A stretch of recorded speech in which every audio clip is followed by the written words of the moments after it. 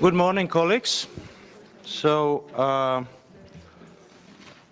morning, everybody, and warm welcome also to our colleagues from the Committee on the Honoring of Obligations and Commitments by the Member States of the Council of Europe, the Monitoring Committee, and the Committee on Migration, Refugees and Displaced Persons who are joining us today. Let me also excuse Damien Cotier, the chairman of our Legal and Human Rights Committee. He unfortunately cannot be with us due to parliamentary work back in Switzerland. Let me also remind you that this is a public hearing, that it will be broadcast on the Assembly's YouTube channel. Now, it's my pleasure to have by my side this morning the chairs of these two committees, Mr. Piero Fassino, the chairperson of the Monitoring Committee, and Mr. Theodoros Rousopoulos, the chairman of the Migration Committee. We are also fortunate today to have an excellent panel of experts, and I'm delighted to welcome them to our hearing. Mr. Thomas de Waal, the Senior Fellow of the Carnegie Europe, that will be joining us online. Mr. Andreas Wissner, the representative of the UNHCR representation to the European institutions in Strasbourg, and Professor Dr. Björn Schiffbauer, Professor of Public Law, European and International Law at the University of Rostock. As you know, our committee decided to have this joint public hearing with our other two committees. There is a turmoil today in the international order, but we cannot cease to pay attention to the difficult situation that was going on also with the Armenian population in Nagorno-Karabakh. So the schedule is like this. We will start with the experts. Each of them will have around 15 minutes. Then our colleague, Piero Fassino, will open the floor for your comments and questions. And after that, Theodoros will give back the word to the experts for their reply. So let me start with Mr. Thomas de Waal. I don't know if he is already connected.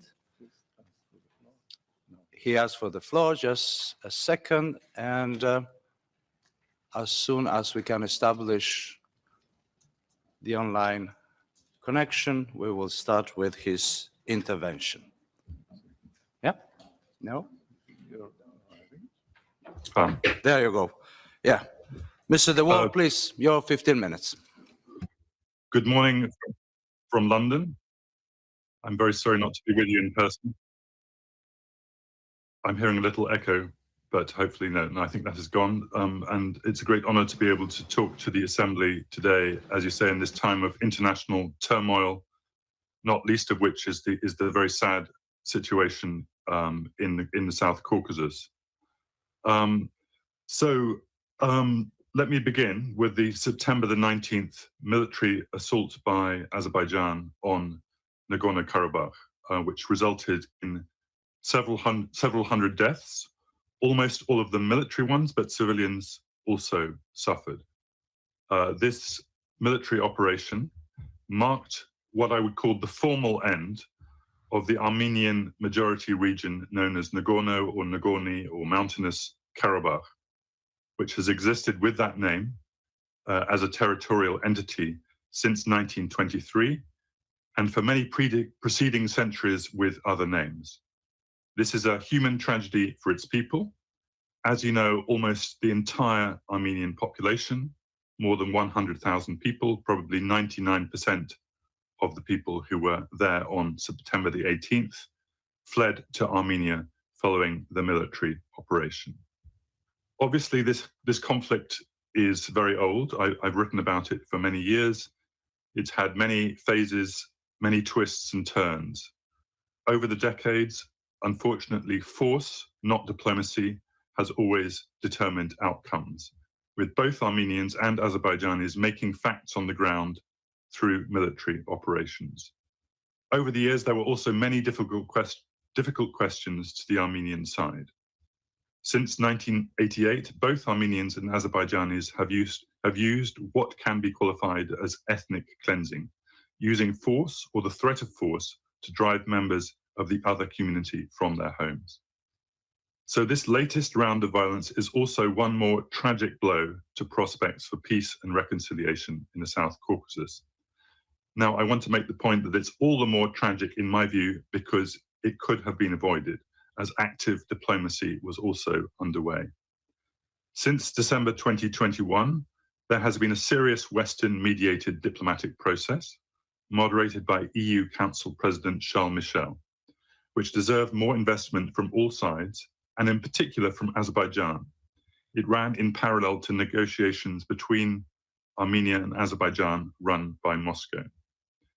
In recent weeks, a dialogue had finally begun between the Armenians of Karabakh and representatives from Baku. This is something that many of us have been calling for years, but for years, Azerbaijan had refused to talk to the Armenians of Karabakh in any other format apart from as kind of domestic constituents of Azerbaijan. This new dialogue had finally begun, even despite the fact that Azerbaijan imposed a de facto blockade and closure of the Lachin corridor linking Armenia and Karabakh, imposing for many months, as we know, severe humanitarian suffering on the population of Karabakh for almost the entirety of this year. Time and patience was needed for this new process between the Karabakh Armenians and Baku to develop. Everyone, including finally the Karabakh Armenians themselves, understood that the final settlement of this conflict would occur within the framework of the territorial integrity of Azerbaijan. The only question was on what terms. So, being the actor in the most dominant position, President Ilham Aliyev had choices, but he chose to use force on September the 19th. This was also a breach of faith to Western leaders and their process, and cut off the dialogue process with the Karabakh Armenians. Although only a small number of Armenian civilians suffered violence, the overwhelming threat of force was, I would contend, enough to ensure that almost the entire population felt unsafe, felt in threat of persecution, and left Karabakh and their homes. We know that this Azerbaijan's military action was coordinated with Turkey. Although we do not know the details, we can also be fairly sure that it was coordinated also with Russia. This is because Russian peacekeepers were ordered to stand down in Karabakh themselves. They allowed the Azerbaijani forces to proceed, while media outlets in Moscow were instructed to blame Armenian Prime Minister Nikol Pashinyan rather than Azerbaijan for the outbreak of violence. Subsequently, at the United Nations, Moscow was much softer than Western countries in its characterization of this military operation by Azerbaijan. So this is the context within which Western engagement and engagement by bodies such as this with Armenia and Azerbaijan now takes place. In my view, it's time for a comprehensive reassessment from organizations such as this one. Azerbaijan is now proposing, and I'd like to devote a little time to this, is now proposing what it calls a reintegration agenda, under which Armenians can return to Karabakh and be Azerbaijani citizens. Let me note that Azerbaijan does not have dual citizenship, so Karabakhis who return would have to renounce their Armenian citizenship. I think that international bodies such as the Council of Europe must be very cautious about an initiative such as this. After all, we must begin by asking why this is happening. This initiative is only being offered only when 99% of the Karabakh Armenian population has fled and not previously. I think this initiative needs to be seen within a broader framework of Azerbaijan's international commitments, and three broader issues, maybe more, but three broader issues need to be addressed. The first is Azerbaijan's record on minority populations in general. None of the minorities in Azerbaijan have any special political rights or autonomy provision. The languages of the two main minorities, the Talish and the Lezgin, are taught to just over 28,000 children in schools, according to Azerbaijan's own data from 2022. This is the main extent of their minority rights, and we're talking about substantial minority populations running into the hundreds of thousands. The opinion of the Advisory Committee of the Framework Convention for the Protection of National Minorities from 2017 noted a deteriorating human rights environment in Azerbaijan, pressure on minorities to demonstrate loyalty to the state, and, I quote, little space for expression of national minority identities in the public sphere, unquote. Several activists from minority communities, such as the Talish journalist Hilal Mamadov, are in prison. And so I would say that until Azerbaijani minorities in general have stronger legal protection and access to the rule of law, it is not feasible to imagine the integration of Armenians into Azerbaijani society. My second point is that, as many independent reports have confirmed, the Azerbaijani education system teaches children strongly negative and hate-provoking messages about Armenians as vandals, terrorists, and occupiers who committed genocide against Azerbaijan in the 1990s.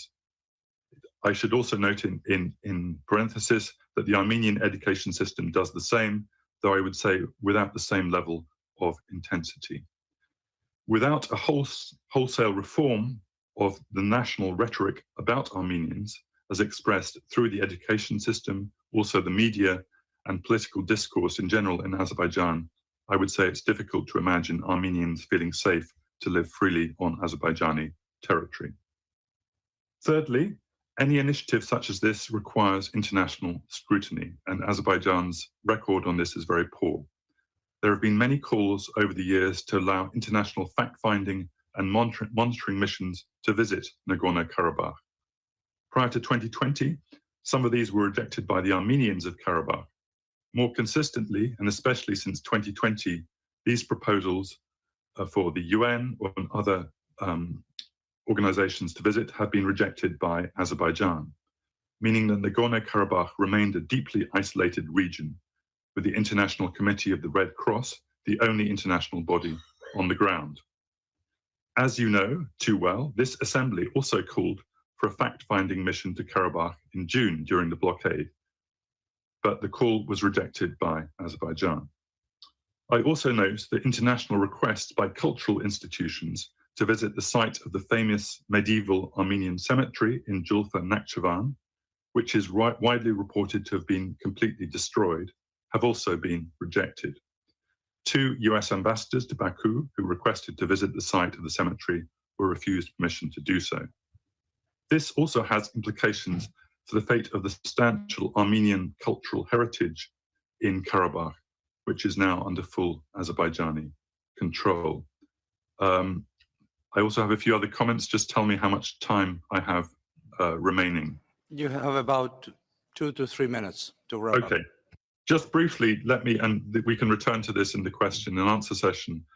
I would make the point that Azerbaijan also had a choice whether it wanted to see a strong Armenia, which would a partner country, which would be have a normalization with Turkey and be weaken its dependence on Russia, to strengthen regional cooperation in the South Caucasus, or a weaker Armenia, which had a closed border with Turkey, was more reliant on Russia, and was unstable. And I would contend that, unfortunately, Azerbaijan has opted for the second option, seems to be trying to weaken Armenia. This is, it's since the operation of September the 19th, it has kept up rhetoric about Azerbaijani exclaves inside Armenia. There's a territorial issue which needs peaceful resolution. It's kept up rhetoric about the so-called Zangezur corridor, a transport route to Nakhchivan. And most troubling, there's also rhetoric in Azerbaijan calling Armenia historic Azerbaijani territory, Western Azerbaijan, and demanding the right of return of Azerbaijanis who used to live in Armenia earlier in the 20th century. In my view, all these issues need a comprehensive approach. There are also many Armenians displaced from Azerbaijan in the last decades, the territorial issues need a very careful and long-term process, and the corridor needs an international dimension, whereas what we're hearing is more in the way of ultimatums from Azerbaijan or to Armenia. But this is obviously a complex subject. I'm sure I've left many issues and nuances out, but I'll stop there and I'd be glad to answer any questions. Thank you. Thank you, and certainly you will have time afterwards in the reply time, but now let us move on with the representative of the UNHCR, Mr. Andreas Wisner. You have the floor.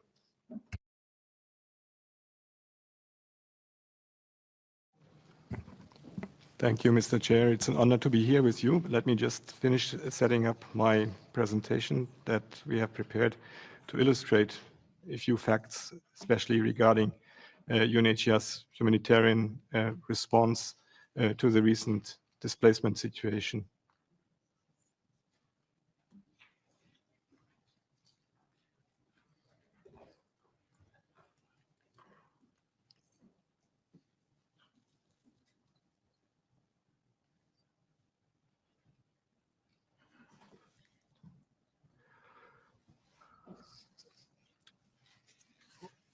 Okay. Following the recent escalation of this decade-long conflict in the region, the government of Armenia reported that between 24 September and 4 October, 100,632 refugees, including 30,000 children, arrived in Armenia. And that was an average of 15,000 people per day, with a peak of 40,000 on 27 September alone. So far, the government has registered more than 98,000 refugees in government-run registration centers, but the arrival has largely ceased as of the 1st of October. Overall, the number of new arrivals constitute now 3.3% of the entire Armenian population, which is just less than 3 million. That means 1 in 30 people are refugees and newly arrived refugees, which adds to Armenia's already pre-existing refugee population of around 35,000, most of them from the previous conflict in 2020. UNHCR has been on the ground from the beginning. We have an office there in Armenia since 1992, providing immediate assistance in assessing the situation of refugees' needs in support of the government-led response. The newly arrived refugees are mostly confused and very apprehensive about their future. They don't know what will happen to their homes that they have left and whether they will return there one day. They're anxious about what will happen to them now and worry about their children and whether they would have access to education. Most of them, because of the rush of their departure, they came with very few belongings and require urgent emergency assistance like blankets, bedding materials, medication, psychosocial support, and shelter in the immediate term. Many, including the children and elderly persons, are traumatized and in need of mental health and psychological support. Several are also worried about elderly family members who stayed behind as they were unable or unwilling to abandon their houses or even their animals that are very dear to many Armenians from Karabakh.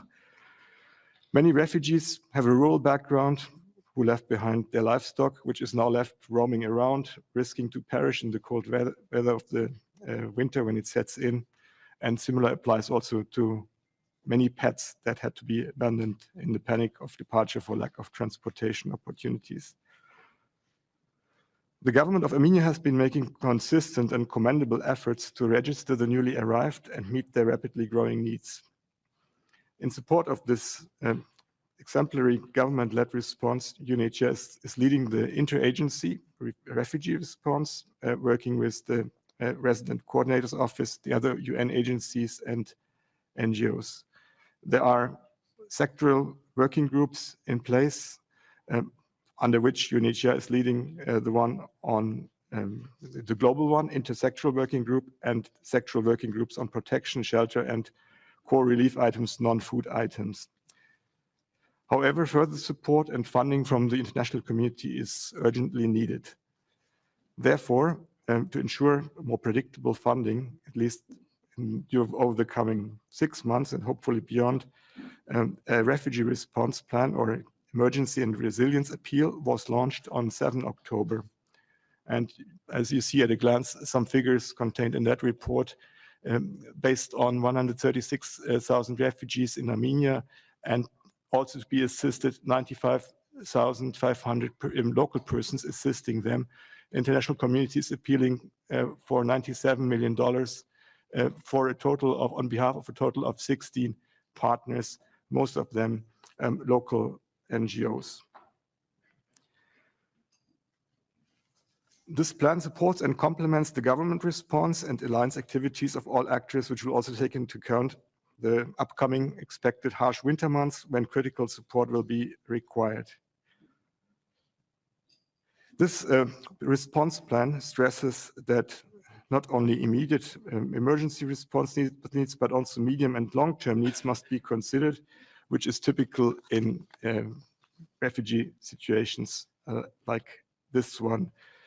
Humanitarian assistance should be followed by progressive integration of refugees in national systems, which includes strengthening of public services.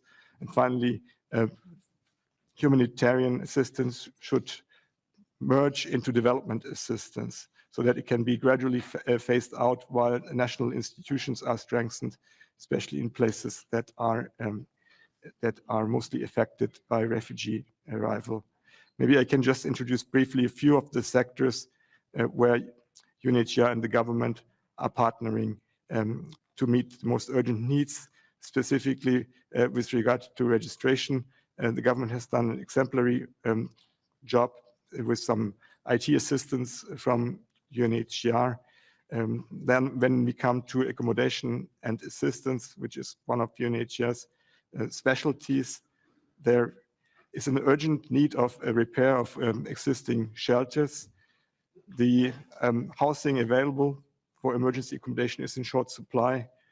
So all these relief items that UNHCR and partners can provide are really most urgently needed at this stage, especially since many refugees had to be accommodated in remote areas where they're unlikely to find livelihood opportunities, but in remote areas far away from the capitals, empty houses were more likely to be available. But then assistance and relief items are all the more important to meet the basic needs of the people that have found shelter there. The government has in the meantime already received 58,000 requests for shelter support, and that need to be attended to in a joint effort. UNHCR is actively involved in protection monitoring at all locations where refugees are located. You see here on the map where the main distribution of refugees at this time. There's a trend for refugees to settle close to the capital, Yerevan, and also in a bit in the southern Syunik area. But really, where livelihood is available, refugees tend to move towards. So we also act in the mental health and psychological support sector, which is extremely important given the psychological condition of this population who have been uprooted all of a sudden and who have not really found a foothold really in their new host country. There is a plan under the response plan to, and it's already being done, to establish service points, child-friendly spaces, but also women and children centers, peer support networks to mitigate the impact of being displaced all of a sudden, the psychological impact. This is a rather traditional population.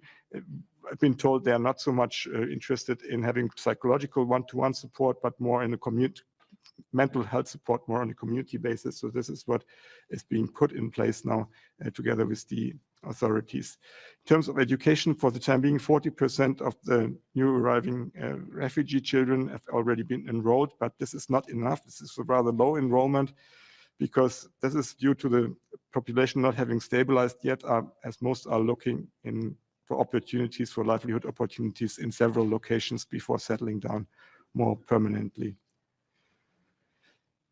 Cash-based assistance is an important element of the humanitarian relief effort. The government has recognized this as the most flexible modality to provide for immediate needs, and has announced a one-time financial assistance for all refugees, including a 6-month rental subsidy. And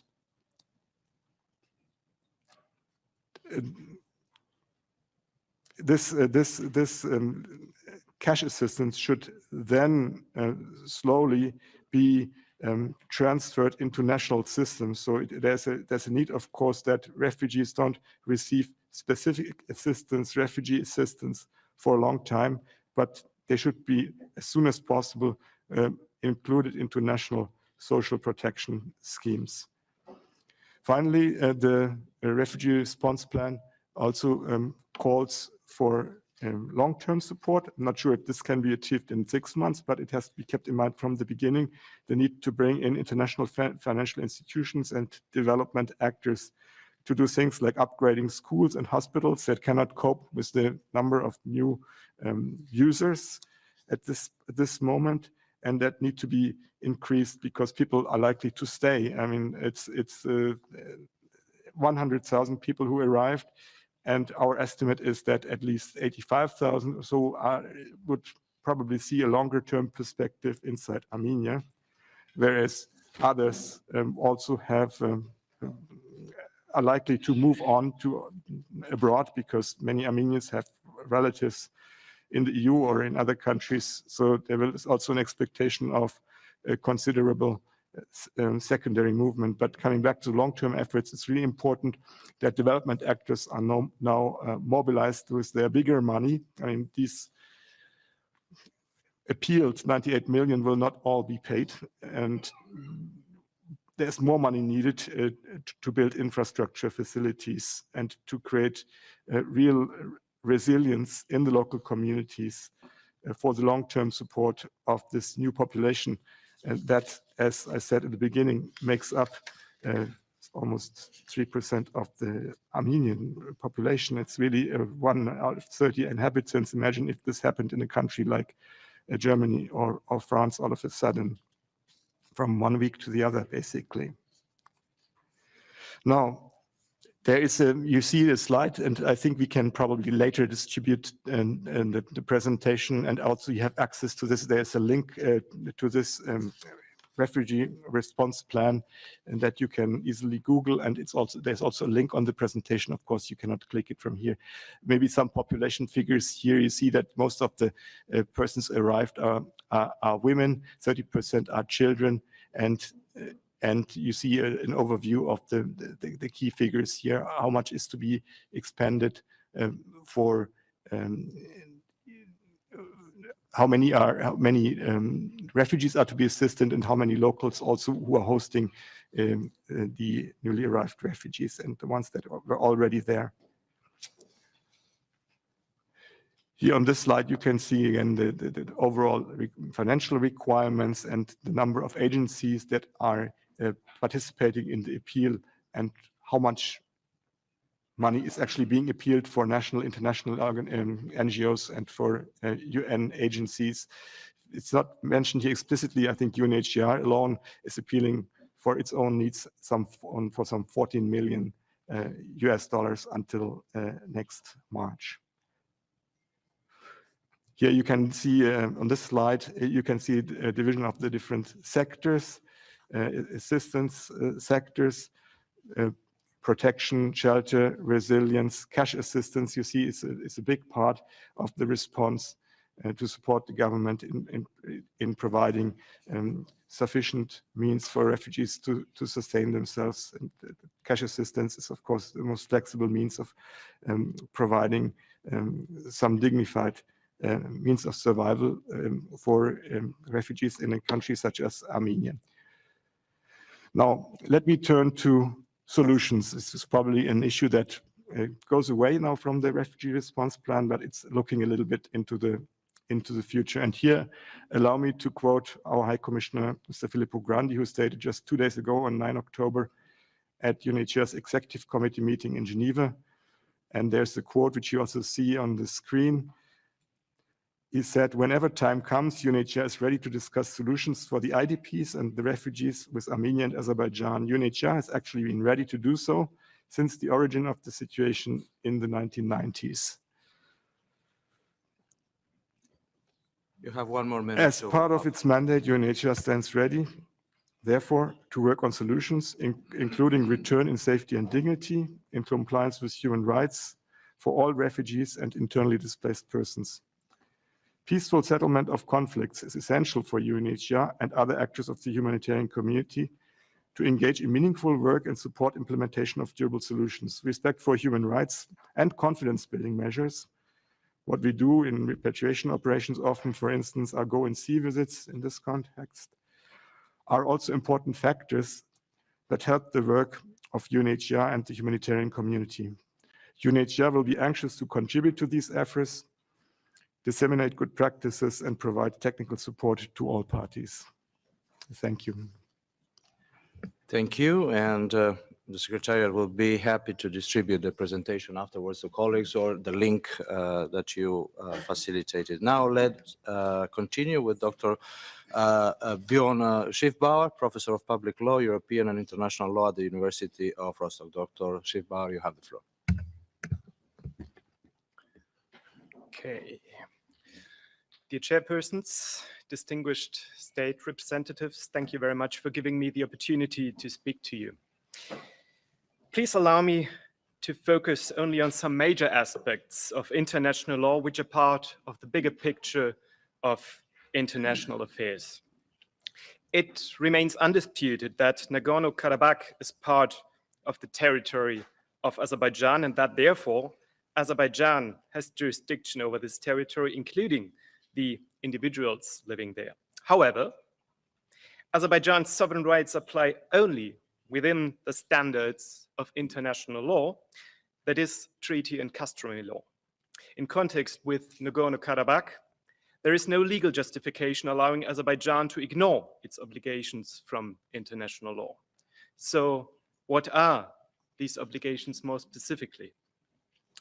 As a consequence of international treaty law, states have to comply with decisions of international courts whose jurisdiction they have accepted. 2 international courts have jurisdiction with respect to Nagorno-Karabakh and the right to make decisions binding upon Azerbaijan.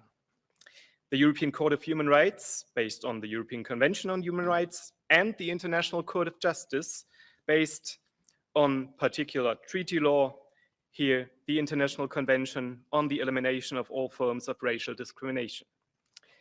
The European Court of Human Rights ordered interim measures on 21 December 2022 that Azerbaijan has to take all measures that are within their jurisdiction to ensure safe passage through the Lachin corridor. The International Court of Justice ordered, very similarly, provisional measures on 22nd of February 2023 and reaffirmed them on the 6th of July 2023. I quote, "The Republic of Azerbaijan shall take all measures in its disposal to ensure unimpeded movement of persons, vehicles, and cargo along the Lachin corridor in both directions." In the meantime, most individuals of the ethnic Armenian population of Nagorno-Karabakh have left the territory and entered Armenia via the Lachin corridor. However, based on the information available, neither the supply of goods nor the passage of persons from Armenia back to Nagorno-Karabakh was and is assured by Azerbaijan. Thus, Azerbaijan does not comply, at least, with the in both direction requirement. These court decisions refer to the rights of the ethnic Armenian population of Nagorno-Karabakh. They are collectively protective under international law by the principle of equal rights and self-determination of peoples. In addition, the Council of Europe Framework Convention for the Protection of National Minorities specifies certain rights in this context. Azerbaijan is a party to this treaty. The right of self-determination, as designated today, includes, to a certain degree, autonomous rights of independent organization within the legal order of the state having jurisdiction, that is Azerbaijan. However, self-determination under international law does not imply a right to forceful secession or complete sovereignty. But this has not been seriously claimed either. Moreover, individuals of the ethnic Armenian population of Nagorno-Karabakh are protected by international human rights law as well as international humanitarian law. With respect to the ethnic Armenian population, international human rights law appears to be one of the most relevant legal areas, in particular, the European Convention on Human Rights. I will address this issue very briefly. Article 2 of the European Convention on Human Rights, the right to life. Article 3, the prohibition of torture, inhuman and degrading treatment. Article 6, the right to a fair trial. And Article 8, the right to respect for private and family life, are most important with respect to the situation around the Latin corridor. As long as the Latin corridor was blocked by Azerbaijan, the population of Nagorno-Karabakh could not be supplied with food, medicine, energy, etc. This endangered many individual lives and was an inhuman treatment. Thus, Azerbaijan violated Article 2 and Article 3 of the Convention. Since there was no way to judicial review of the situation, Article 6 was also violated.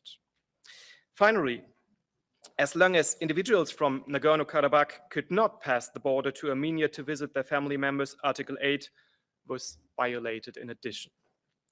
Besides human rights law, aspects of international criminal law could also be relevant.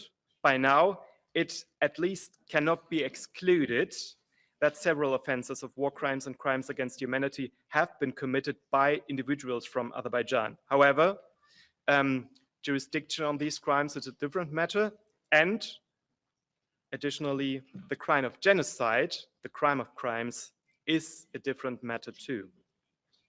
Genocide is a particular international crime confirmed by the 1948 UN Genocide Convention, as well as by codifications of international criminal law, such as the Statute of the International Criminal Court. The duty to prevent genocide under Article 1 of the Genocide Convention addresses every state in the world and has the status of jus cogens. Moreover, Armenia and Azerbaijan are both parties to the Genocide Convention. The elements of genocide and related acts are listed in Articles 2 and 3 of the Genocide Convention. The ethnic Armenian population of Nagorno-Karabakh is an ethnic group and thus protected by Article 2 of the Genocide Convention. With regard to the Latin corridor, only Article 2c of the Genocide Convention may be pertinent. The Actus Reus says, deliberately inflicting on the group conditions of life calculated to bring about its physical destruction in whole or in part. However, the fact that the Armenian population of Nagorno-Karabakh could use the Latin corridor in order to escape to Armenia is a strong indicator against the characteristic calculated to bring about the physical destruction in whole or in part. This is only in terms of genocide, I have to stress. The group of the Armenian populations thus was not subject to physical destruction, but to social destruction by forced relocation. However, acts of so-called ethnic cleansing as such are not covered by the Genocide Convention and the crime of genocide. Another argument against genocide in this context is a genocide-related element of mens rea. This is the specific genocidal, I quote, intent to destroy a group in whole or in part. It is rather unlikely that actors from Azerbaijan intended to destroy the Armenian population of Nagorno-Karabakh, since these were merely subject to relocation. Please don't get me wrong, this is only in terms of genocide. So what can be concluded from all that in terms of international law in general? First, Azerbaijan continues to violate its specific international law obligation to ensure free passage through the Latin corridor in both directions. This runs parallel with the violation of the more general right of self-determination. Second, as a result of this violation, Azerbaijan is responsible for human rights violations against individuals of the Armenian population of Nagorno-Karabakh under Articles 2, 3, 6, and 8 of the European Convention on Human Rights. Third, aspects of international criminal law need to be further assessed. Fourth, genocide has rather not been committed against the Armenian population of Nagorno-Karabakh. After all, the lens that focuses international law is not crystal clear, but clear enough to determine that Azerbaijan is responsible for several serious violations of international law. They all have in common that the Latin corridor is not kept open in both directions to safeguard collective and individual rights of the Armenian population of Nagorno-Karabakh. Thank you very much for your kind attention. Thank you, Dr. Schiefbauer. Thank you for providing us with your legal analysis. Adesso lascio la parola all'onorevole Piero Fassina. Merci, merci. Thank you very much indeed. I'd like to thank all our experts and speakers.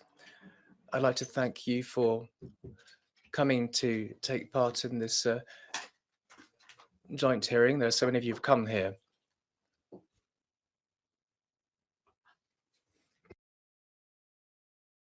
Let's start the debate, and let's start the debate by giving the floor to Mr. Hodokovic, who's our rapporteur for the debate that's going to be held on this matter that we're dealing with now. Mr. Hodokovic, you have the floor. Now, there are a lot of people that wish to speak. Please, can you ensure that your speaking time is restricted to 3 to 4 minutes, no more than that? Well, Mr. Hodokovic. Thank you, Mr. Fassino. I will not take a lot of time. I actually want to hear more from my colleagues and then a reply by the speakers. I just wanted to thank the speakers for this valuable input. Some of your theses and some of your interventions also actually corroborate the info we have used in preparing this report. In all honesty, we have also had a lot of encouraging things from the Azerbaijani side about the steps that are taken to ensure the return of the Armenian population. I hope that with the access of international organization, as well as our organization, Parliamentary Assembly, and other institutions like Commission of Human Rights and General Secretary, we will be able to corroborate this information. In any case, the situation now is worrying. I think as an institution, we need to take a stand and help to resolve the situation in the sense that we ensure that all people who want to return are returned, that there are extended protection of the Azerbaijani constitution as they are Armenians living on Azerbaijan territory. And as such, that we know that there is full cooperation in both countries, especially in Azerbaijan, since we're debating its territory now, with respect to these issues. Well, without further ado, I wish to thank you once again. Your input has been very valuable. I have listened very carefully and took notes, and surely I will use some of this in my debate in the hemicycle as well. Thank you.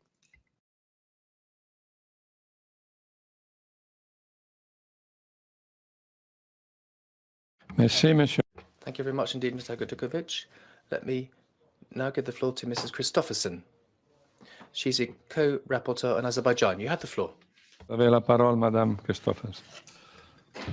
Thank you, Mr. Chair, and thank you to the experts for providing us with correct and balanced information. It's difficult to assess everything in such a conflict, and our task as rapporteurs is to be balanced. For the time being, it seems like the situation in Nagorno-Karabakh actually is taken out of our hands as rapporteurs, because it's been lifted to a higher level in the Council of Europe and to the Parliamentary Assembly. But as co-rapporteurs, we intend to go to Azerbaijan in November, and then mainly focus on the human rights situation within Azerbaijan. And in our report, which we hope to introduce to the Parliamentary Assembly in January, we will refer to what's going to take place in the Parliamentary Assembly today and what's and the outcome of the two, hopefully two delegations from the Council of Europe to the area Nagorno-Karabakh. Thank you.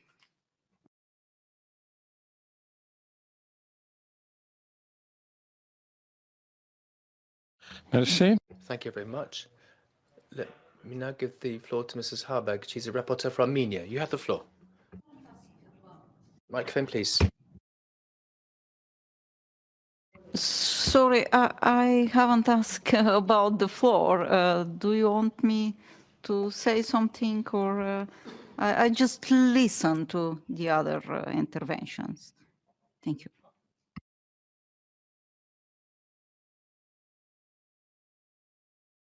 Alors, à ce point... Okay. In that case, we're going to open up the debate. There are a number of people that have indicated they'd like to take the floor. So I'm going to ask each of you to please restrict yourselves to 2 to 3 minutes speaking time. Mr. Bogaran, please. Thank you. Paul Gavin, sorry. My question is to Thomas de Waal, and it relates to the possibilities that we all hope to see the Armenian population return to Nagorno-Karabakh. I want to ask Mr. de Waal, is the elephant in the room the really appalling human rights record of the Azerbaijani regime, which has been well documented by Amnesty International, by Human Rights Watch, and indeed by this organization? If there isn't freedom of association, if there's systemic torture, if there's crushing of peaceful protests, which has all been documented by these organizations, if this is how the Azerbaijani population is treated by the Aliyev regime, what hope is there for the Armenian population returning unless there is true international supervision allowed? Thank you.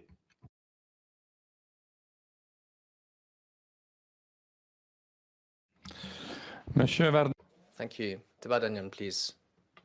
I have a question to Mr. Shivbauer. Mr. Shivbauer, you're addressing the corpus delicti of the Genocide Convention. I would like to ask you the following question. When you're addressing the actus reus of Article 2.c of the Genocide Convention, creation of the certain conditions, whether you also taking into account the contextual element which was prescribed in the element of the crimes, in the ICC statute, for example, and in other documents, because look at the patterns. Genocide is not a crime intended to kill everybody. It is intended to kill the identity, and you should agree on this. So the problem is the following. When we started this discussion, Nagorno-Karabakh was under the siege. There have been no food, no medicine, and so on. From this perspective, I would like you to qualify the events, because it was prohibited to enter any kind of food and medicine in the territory populated totally by Armenians. And this is a very important question. Plus, if you challenging the fact of it may have certain elements of the crime of genocide, I would like you to be more, profoundly address the issue of presence of the corpus delicti of the crimes against humanity, of persecution, and crimes against humanity of deportation. Actually, I read some of your publication. I understand that you are very well familiar with all these developments, and I would like to more precise answer on these questions. Thank you.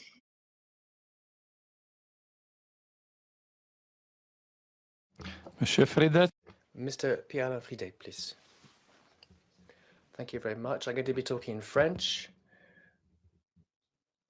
I'd like, first of all, to thank the different experts that have come to this hearing, and they've described a situation that seems like the straightforward truth with regard to the Lachin corridor, what's being organized and what's trying to be done to improve things. Now, I'd like to look back to the history of the conflict between both countries.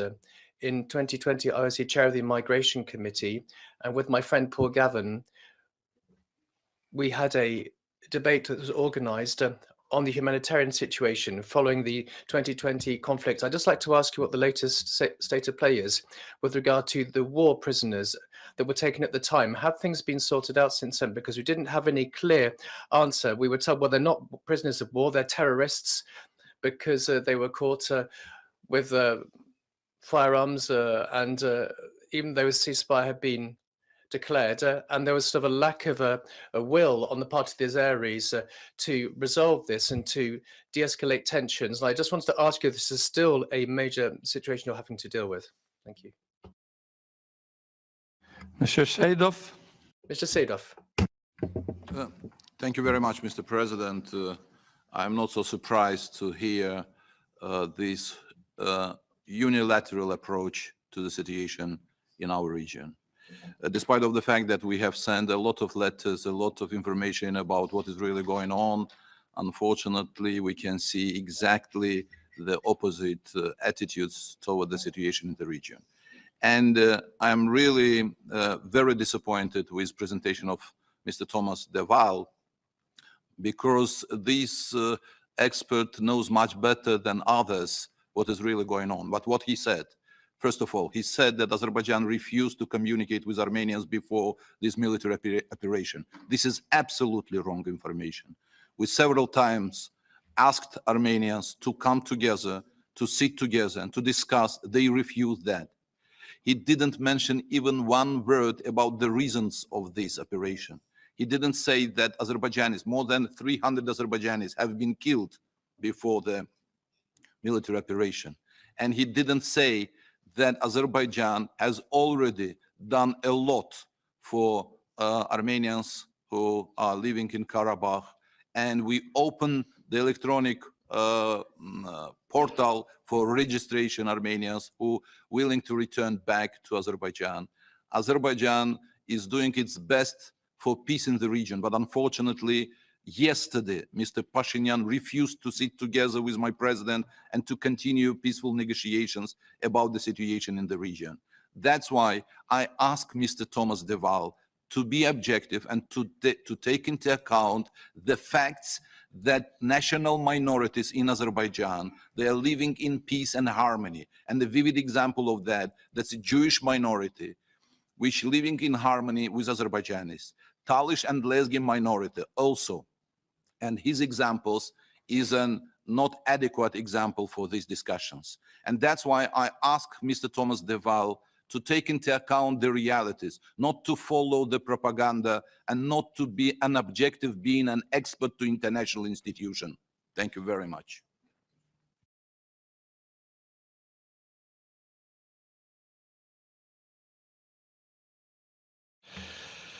Thank you, Mr. Rustanyan, please. You have the floor. Merci, Monsieur le Président. Thank you very much indeed, Chairman. Colleagues.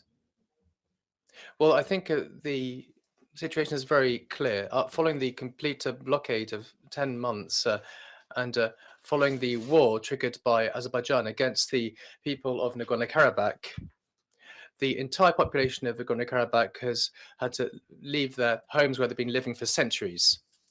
This is simply a typical example of ethnic cleansing, because so many people do not leave their homes on their own free will. We also know that ethnic cleansing is considered as one of the acts of a genocide. So this is basically a very serious violation of the commitments undertaken by Azerbaijan, and sanctions should be imposed.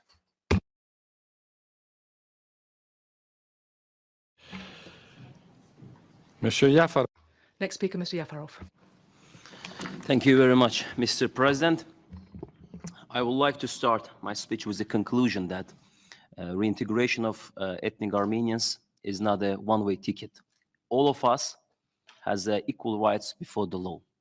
So when we talk about the rights of the Karabakh Armenians, we need also to talk about the Azerbaijani refugees from Armenia. Therefore, today I am addressing all of you as a special representative of the Western Azerbaijan community. And the Western Azerbaijan community is an NGO established in 1989 and renamed itself based on the... You can't point to order me while I'm speaking after. No. All of you... Per favore. Excusez-moi. Excuse me.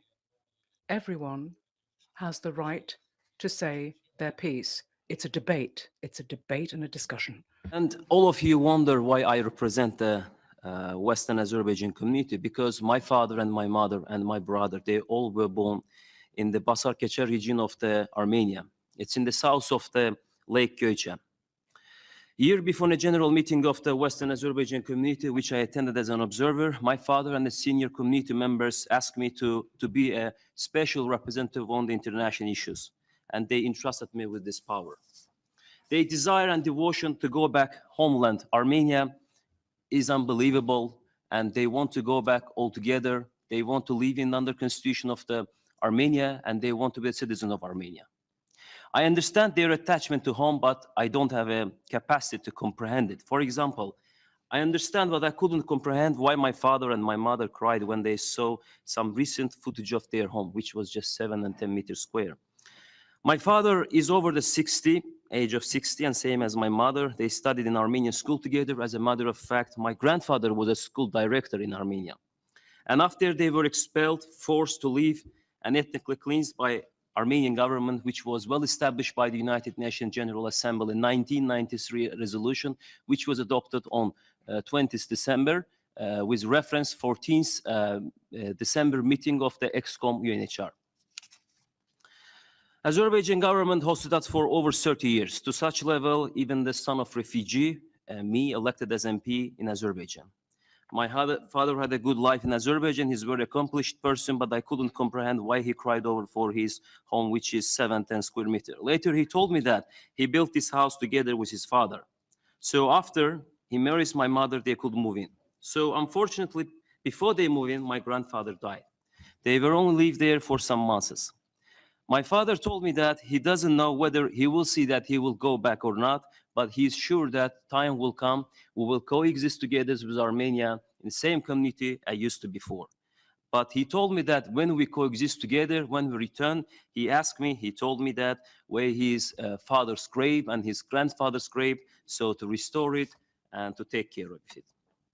Now I am addressing the panelists. Do you believe in the equal rights before the law? Do you recognize our right to return of the Western Azerbaijan community? If yes, then when? Do you think that reintegration should be one way? Do you think that some ethnic groups have priority in international law? Do you think that some religions have priority? Thank you.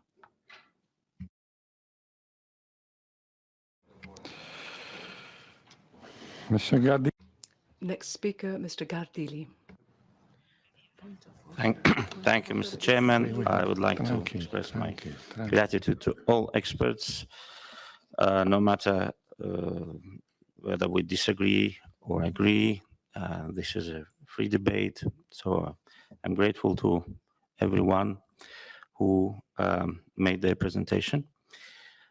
Since I'm a lawyer myself, I would like to talk more on legal aspects of this problem, and from what I hear from you, there are certain issues that I cannot agree respectfully.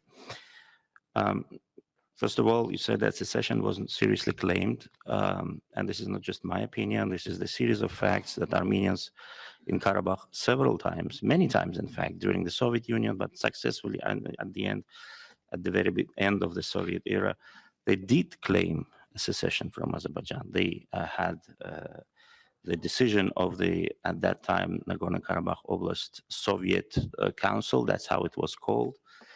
And they decided to separate from Azerbaijan and unite it with Armenia. This is a fact, those acts exist.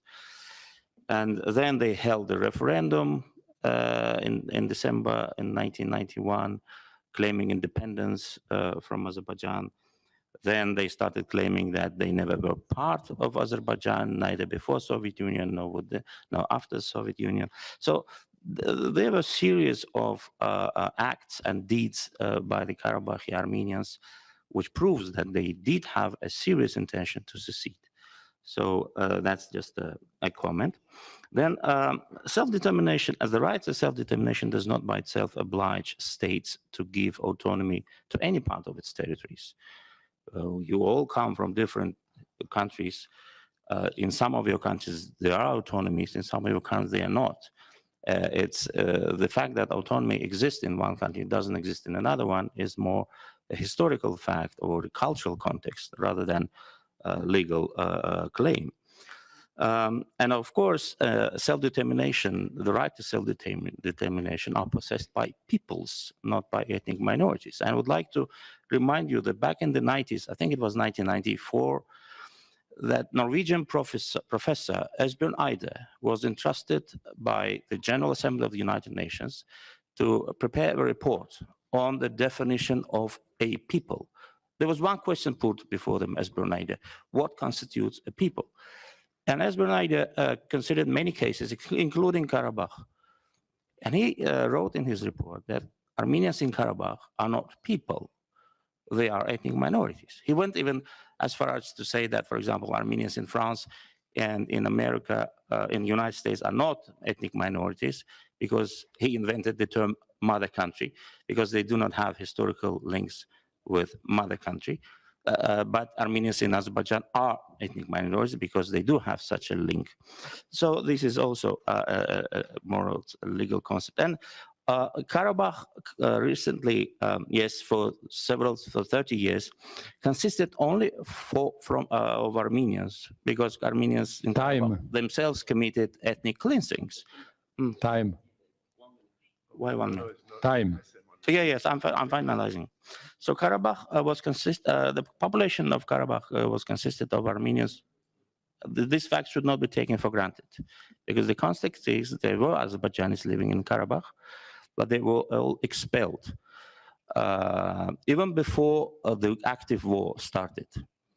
So these are just the reminder for everyone. This is the context. Before you come to any conclusion, please consider this. And also the claims with regard to violation of certain human rights of ethnic minorities are just an opinion, which I do respect, but I disagree. Thank you very much.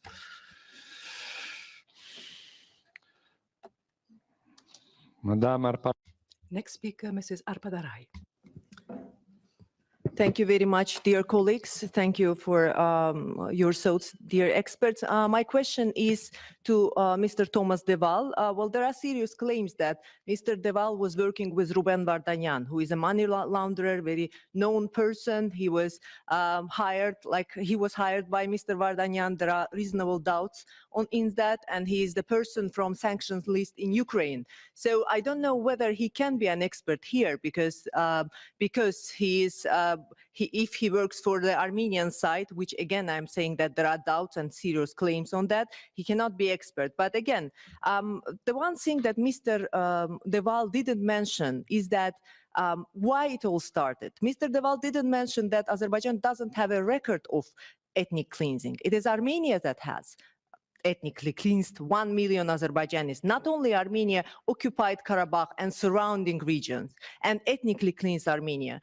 The argument of Armenian side was always that we have ethnically cleansed Azerbaijanis because of the potential genocide. And the ideology was incompatibility of Armenians and Azerbaijanis. And this is not a sarcasm, dear colleagues. This was stated by their former president, that Azerbaijanis and Armenians cannot live together. For 30 years, they've been communicating it. For 30 years, propaganda, diaspora, politicians, experts, they've been trying to brainwash Armenians, saying that you cannot live with Azerbaijanis. And this is the result why Armenians actually left from Karabakh, because they are afraid because of this propaganda that was mentioned. Azerbaijan doesn't have a record of ethnic cleansing. Armenia does. Armenia is the only mono-ethnic country in our region. So these are the facts. And Mr. Deval knows that better than anyone. Also about Lachin corridor, the colleagues mentioned here that Azerbaijan is obliged to give some passage, free passage through Lachin corridor. Well, Lachin border post control is one of the border posts of Azerbaijani Republic. And there are rules, migration rules, border post rules, and everything. And it is Azerbaijani constitution, Azerbaijani laws regulated. Neither trilateral statement nor any other document have given exterritoriality status to this road. The rules still apply. We said that it is open for humanitarian, for civilians and cargos, but we didn't say that it will be open for Armenian militants, for Armenian weapons and ammunitions. For 3 years, this road was violated by Armenian side. We've been saying many times in this assembly that Armenia is violating this road. We see that. We have the evidence that they are bringing munitions to our territory. We also had evidence that Armenia had 10,000 militants on Azerbaijani soil in Karabakh. That was the reason that Azerbaijan started anti-terror actions. But I don't know why Mr. Deval didn't mention all of that. Thank you. Mr. Robinyan, excuse me. Robinyan. Thank you. Thank you, dear colleagues. I think by now it all is clear. Azerbaijan had a clear intent to ethnically cleanse the Armenians of Nagorno-Karabakh, and they did ethnically cleanse the Armenians of Nagorno-Karabakh. But what is astonishing in this discussion is the level of cynicism of our Azerbaijani colleagues, who have become mere advocates of their authoritarian genocidal regime. They are claiming that the Armenians of Nagorno-Karabakh are Azerbaijani citizens and Azerbaijan is this multicultural heaven on earth. Did you notice that none of them uttered a single word about the fate of these 100,000 Armenians? None of them talked about what needs they will have. No one had some condolences for the people who have died, condolences for the people who have been separated from their families, nothing. But if we take into account that it was the clear intent of the regime they are representatives of to get rid of these Armenians, everything becomes logical. But this is not all. Why I was wanting to have a point of order, to reply to Mr. Yafarov. These people are so devoid of shame that even after ethnically cleansing an entire population just a couple of weeks ago, they come to this organization and call Armenia Western Azerbaijan. If you haven't noticed, he called Armenia Western Azerbaijan. Dear colleagues, I think, don't interrupt me and stay silent. I think you don't have to be a genius to understand that the recent actions of Azerbaijan, including the war waged in 2020, including the recent ethnic cleansing, including all these irredentist talks about demanding from Armenian an extraterritorial corridor or not recognizing Armenia's borders, and including them coming here and talking about Armenia and naming it Western Azerbaijan, you don't have to be a genius to understand that Azerbaijan has become a threat to international order, international law. And this regime has to be punished by law, of course. And we, as the Armenian delegation, as the Republic of Armenia, we expect the support of the international community, of you, of each of you personally, because this is not about Armenia only. This is about international order and international law.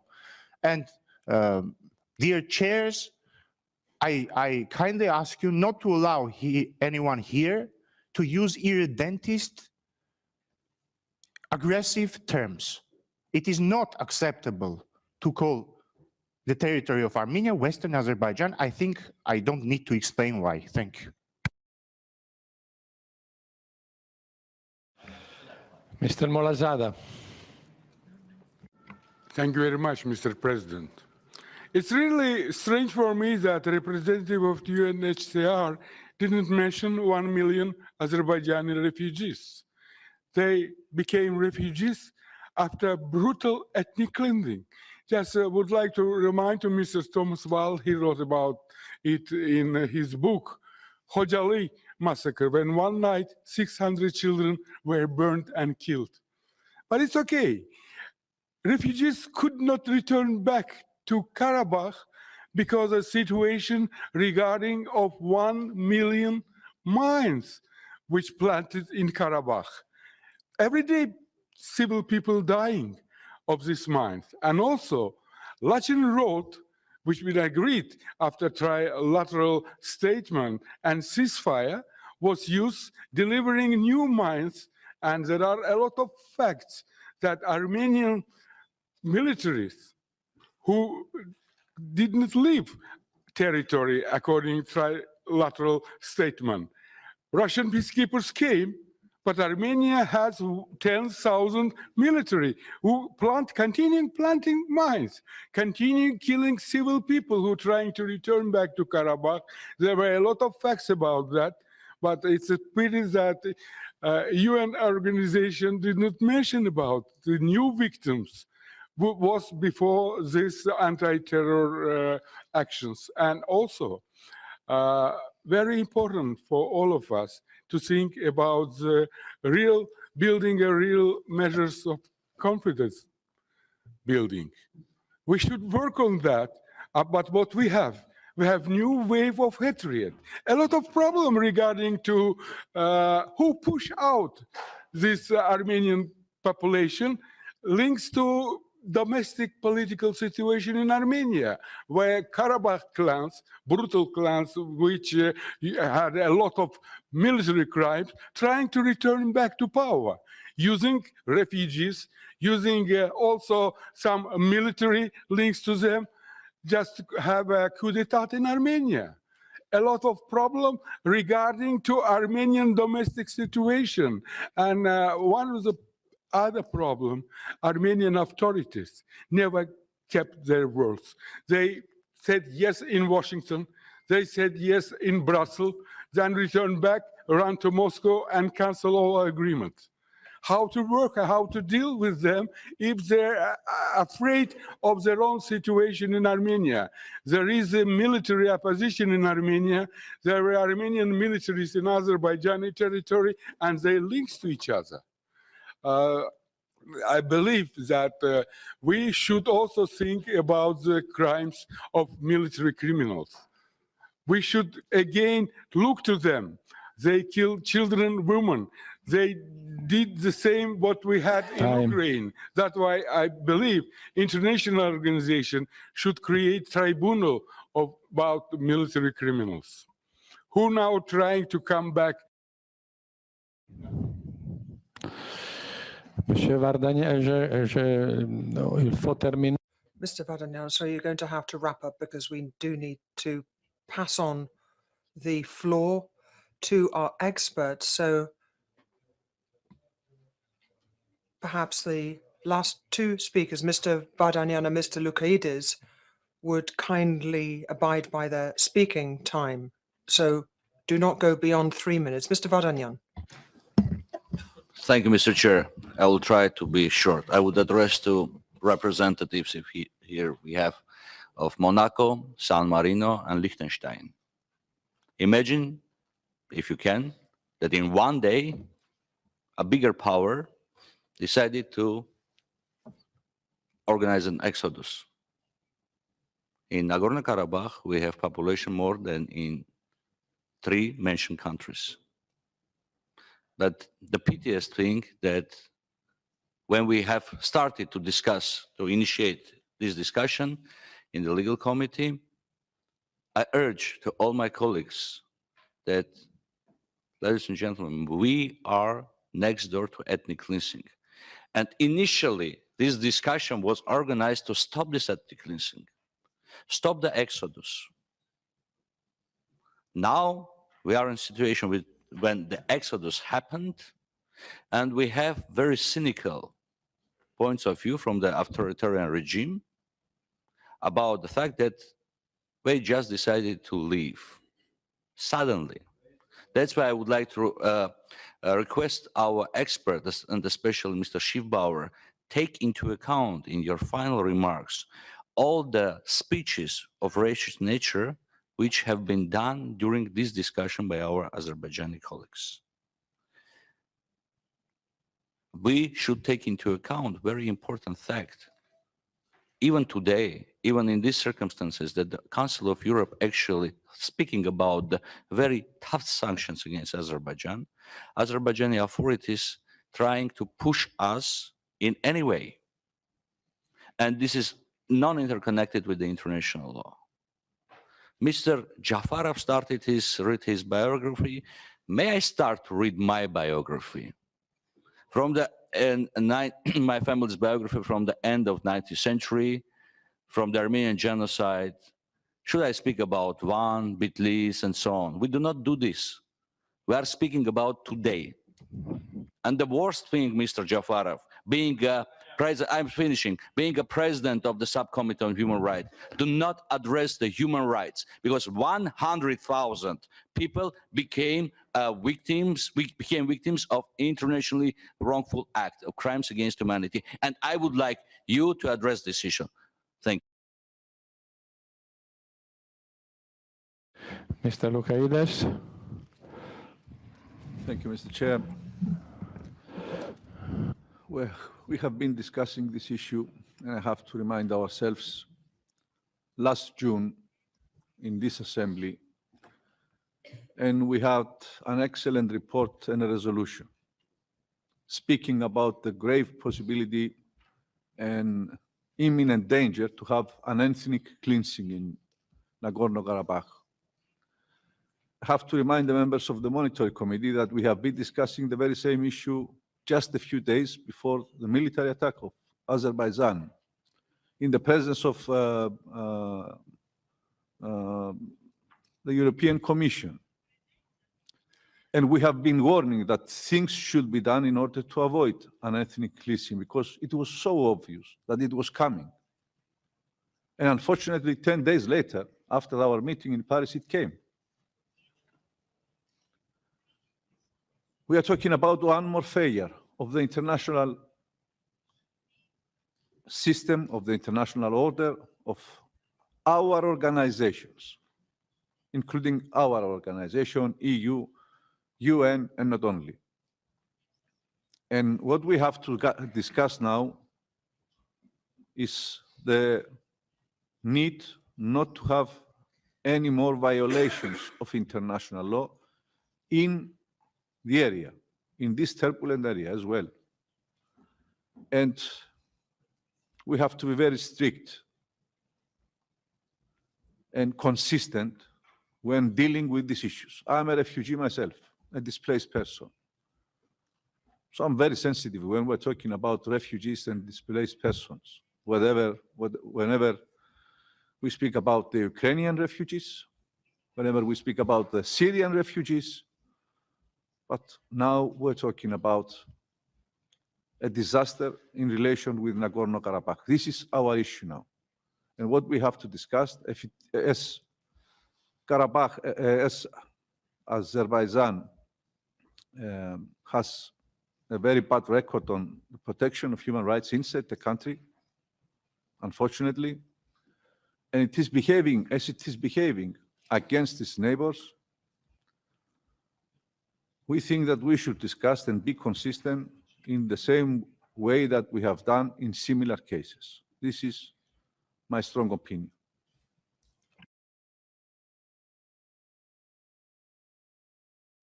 Dernière intervention. So last speaker, Mr. Saidov. Mr. Chairman, I will be very brief. I ask my Armenian colleagues to refrain from these hate rhetorics. I ask them to understand that with this kind of approach, they could create much more problems for the Council of Europe and for understanding the reality than Council of Europe unfortunately have. Yes, some colleagues have already mentioned that this is really disaster, but disaster is that for resolution didn't implement it for 30 years of period of time. Disaster that this assembly didn't mention and didn't pay attention to the illegal elections of the president of so-called Nagorno-Karabakh, and disaster that this organization is thinking about the results about the situation, but we should look deeper into the roots of this problem, into the reasons why it's happened, because of absence of attention to the 1 million refugees, to the Khojaly massacre, to the situation in the region, to the Azerbaijan which had been occupied for 30 years. This is the real reasons. And that's why to present Azerbaijan in a bad way, that's another one mistake which could this assembly done. I ask to refrain from that. Thank you.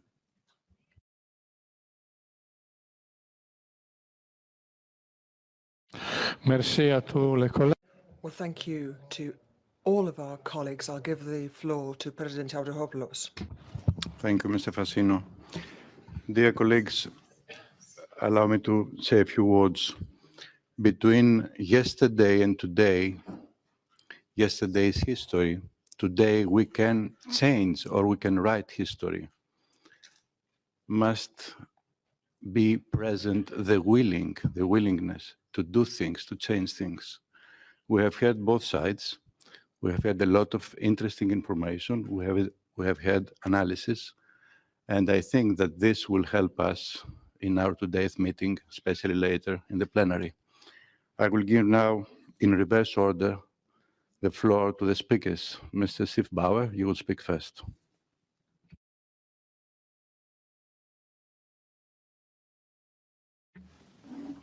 Thank you very much.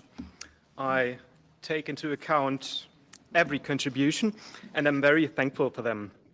And I notice that I have received opposition from both sides in the room. And well, as a lawyer, to receive opposition from both sides sometimes is an indicator of well-balanced arguments. And I really appreciate the contributions to continue to substantiate my legal arguments on the situations. When it comes to genocide, there were one or two interventions that doubted my legal assessment on genocide. I have to clarify that social genocide, as it was mentioned in the room, can be covered by the Genocide Convention. It is disputed, it is not crystal clear. Legal scholars dispute about that, but social genocide, to destroy a social group as such, still needs to destroy the element of destruction within the group, and mere relocation of a group still does not result as such in a social destruction of a group in terms of genocide. And this is for theological reasons very true, because genocide as the crime of crime is to be interpreted restrictively, not to open the door for misuse, for abuse, as we can notice the abuse of the term of genocide in other regions of the world. You know what I mean. But on the other hand, this does not exclude the commission of criminal offenses covered and to be punished under international law. So there's still war crimes, there's still crimes against humanity, and I, with no words, want to be understood that I exclude the commission of crimes against humanity and war crimes. Ethnic cleansing as such is not a legal term, but what we know or understand by ethnic cleansing can be taken as a matter of fact to assess whether crimes against humanity, relocation, deportation, let me refer to the ICC statute, deportation and forcible transfer of population. This is most probably the case in the situation in Nagorno-Karabakh. But there is still a problem of jurisdiction on this offense, because neither Azerbaijan nor Armenia are parties to the ICC statute. So you now ratified it. You now. Okay. So then there is my legal advice would be to take over the situation to the prosecutor. And what is more, I heard also claims from the side of Azerbaijan that their and I think there is some reason to further assess these claims also, that there has been committed international crimes against Azerbaijani population. I did not exclude that with any word, but this is a different thing. This is not a matter to the situation in Nagorno-Karabakh today for two reasons. First, this is no legal justification for the current situation. Yeah, this is a different topic, a different in temporal topic as well. And second, if you ask for a criminal prosecution, then please, I'm on the side of international law. I don't demand anything to you. Yeah, but in terms of international law, I would recommend to hand over the situation to the ICC as well, and that would be, for my opinion, because I'm not on the side of Azerbaijan nor on the side of Armenia, but on the side of international law, that would be a way for balancing under international law the situation from both perspectives, from Azerbaijan and from Armenia. But going back to the situation of Nagorno-Karabakh, there's still the factual situation that the population from Nagorno-Karabakh had to escape to Armenia in order to escape from death.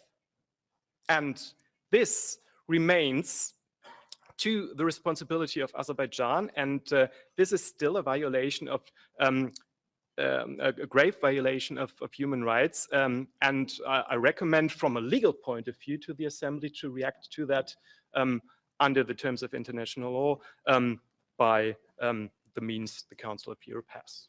But this is only to the situation of Nagorno-Karabakh. I do not doubt any crimes, any international wrongful acts against Azerbaijani population in different situations. This is a different thing, and this is not a justification for the situation right now. Okay, thank you, Mr. Sitzbauer. Mr. Wissner, Andreas. Thank you, Mr. Chair. Just a quick response to, I think UNHCR's presentation was arguably the least contentious one, because UNHCR is in the region to provide humanitarian assistance, which is really something that no one will object to 100,000 persons who have just been displaced 2 weeks ago and were facing a very difficult situation and despair. So I wanted just to clarify a remark from Mr. Molazadeh, who had said that UNHCR wasn't mentioning the Azerbaijani displacement when talking about humanitarian assistance mainly that needs to be provided in the current emergency situation. I mean, there is no more emergency in view of the displacement of Azerbaijani persons from Karabakh 30 years ago, fortunately, but it's not forgotten.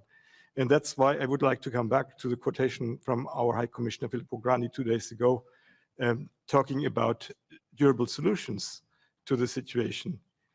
He is very careful in saying when time comes, UNHCR is ready to discuss solutions for the IDPs, meaning persons displaced mainly inside Azerbaijan, even those 30 years ago, and the refugees with Armenia and Azerbaijan. So, and UNHCR has been ready to discuss these solutions since 30 years ago. And we have representations in both countries, equal representations, trying to engage with both sides for achievement of durable solutions. But we haven't been successful in doing so so far. But UNHCR has no mandate to establish political peace. So he said, our High Commissioner, whenever time comes for that, we need trust and confidence building between the parties. We need, before UNHCR can offer its good services on the ground and establish any return operations in agreement with all parties, we need the parties to sort out their conflict to an extent so that UNHCR can start facilitating sustainable returns. And we hope that this will soon be the case. And as I said, UNHCR is anxious to contribute its internationally good practices by means of organizing go-and-see visits and other trust and confidence building measures at the local scale once there is a global agreement on the terms and conditions of more lasting peace among the political parties. Thank you. Thank you, Andreas. I will now ask Mr. Deval. Is Mr. Deval with us? Mr. Deval, if you are listening, ask for the floor. Okay. Yes, the thank floor is you. yours. Thank you, Mr. Chairman. Many points have been raised. I'll try to deal with all of them. First of all, I briefly addressed. Could you please switch to the floor? Switch to the floor and not listen to the interpreting channels. I'm surprised that she brought up this allegation in some Azerbaijani media that I was working for Mr. Ruben Vardanyan. This is completely false. I've never worked with or for Mr. Ruben Vardanyan. There was also a reference in that unprofessional media report to the Carnegie Foundation. There is no such thing as a Carnegie Foundation, but Andrew Carnegie founded many organizations, dozens of them over the years in the early 20th century, and it may be a reference to one other Carnegie Foundation. So I'm surprised that she brings this up in this assembly. Mr. Saidov talks about contacts with the Baku and the Karabakh Armenians. I was trying to be careful in my remarks. There were indeed contacts this year, which was positive. My point was that there were no contacts up until 2023. There was almost 30 years, I would say, wasted in which there were no direct talks between Baku and the Karabakh Armenians, no talks at all. They started this year. They were disrupted several times. It's my information that there were some confidential talks even in September, that they were intensifying in the town of Shusha between Baku representatives and the Karabakh Armenians. And that raises a serious question as to why, when those talks had started, Baku then resorted to military force. And that really was my point. The big question of national minorities in Azerbaijan, I think Mr. Gavin makes the extremely important point that the rule of law and human rights situation in Azerbaijan generally is very poor.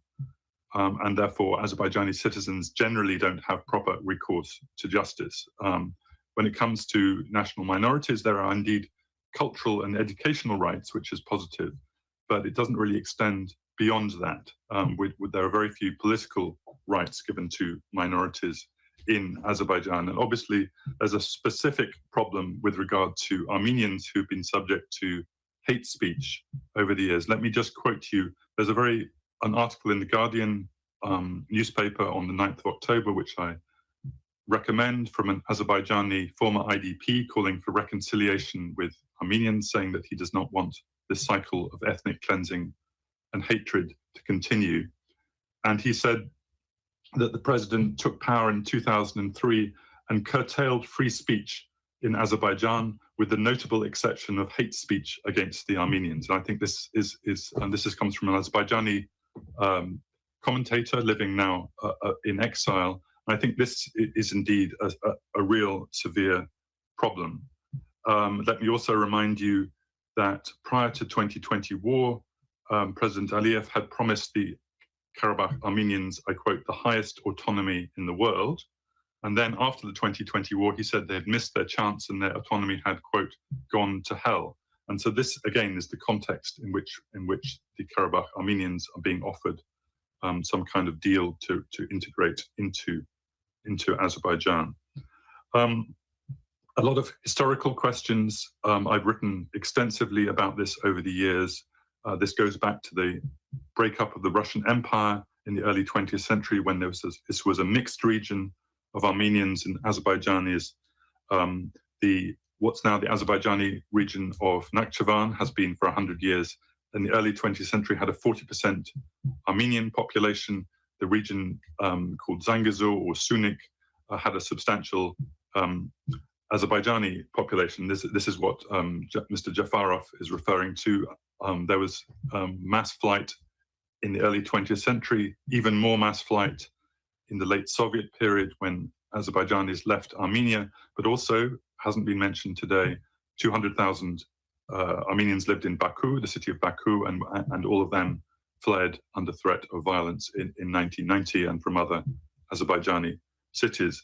So what's needed is not a selective but a comprehensive approach, I think, to the right of return. Right of return, I think, is a right but not an obligation. It should be It should be a comprehensive approach, not a selective one.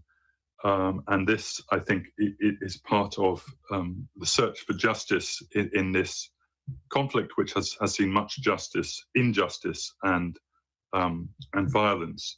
I would also caution against the figure of 1 million refugees or IDPs. You can read the appendix in my book, Black Garden. It was a large number. It was probably 600,000. It wasn't 1 million refugees. So caution against the use of inflated figures, which does not help a reckoning in this conflict. Let me just close by saying a couple of words about the justice issues. Certainly many war crimes have been committed since the late 1980s by both sides. And there's definitely a feeling of impunity around this conflict, and no one has been properly punished. We shouldn't be encouraging victors' justice from the side of Azerbaijan. I think we should be encouraging a comprehensive approach in which there's much data and evidence about this. There should be a comprehensive approach to the justice issue. I think it's very positive that Armenia has now joining the International Criminal Court. I think this is a step forward, but obviously Azerbaijan is not a member, and this would be a question to the Azerbaijani members here today.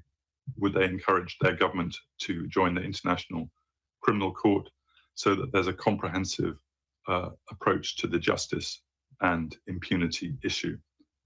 Thank you again for inviting me. I hope I've been able to contribute positively to your discussion.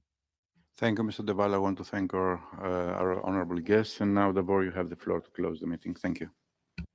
Thank you, Theodoros. Dear colleagues, we've heard all the different positions. It's not my task to offer a conclusion, but rather to, invite you to participate at the debate later on at the plenary, and you will have all the members the opportunity to make clear your views by casting your vote on the resolution prepared by the rapporteur, Mr. Hajdukovic. Let me also take the opportunity to thank all the experts, to acknowledge and thank the presence of our Secretary General, of course, the support of the Secretariat. Let me thank the two chairs of the Monitoring and Migration Committee, and ask the members of the Migration Committee to remain and all the others to leave this room. For the members of the Legal Committee to take their nameplates and move to room number 10, where we will continue with the Legal Committee meeting. Thank you very much. This hearing is closed.